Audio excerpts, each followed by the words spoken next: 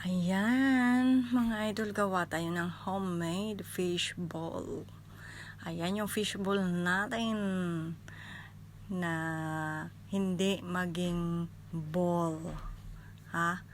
Ano lang siya, hindi tayo marunong magpabilog, kaya ano siya, hindi siya bilog-bilog talaga. Diba? Ayan. Lumalapad siya.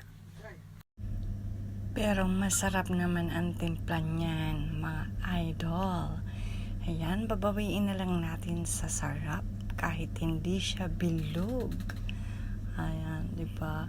Tapos, yung sauce din natin, or kahit sweet and sour na lang, na yung chili sauce na lang, na ready-made ang sausawan natin.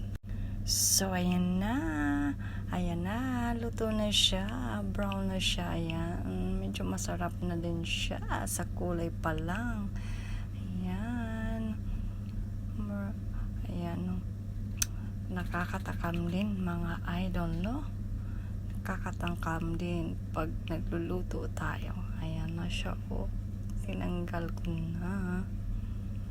Ayan.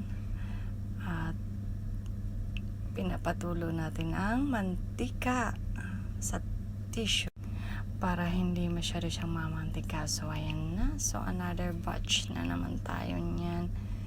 Ayan. So, yan. Kain na.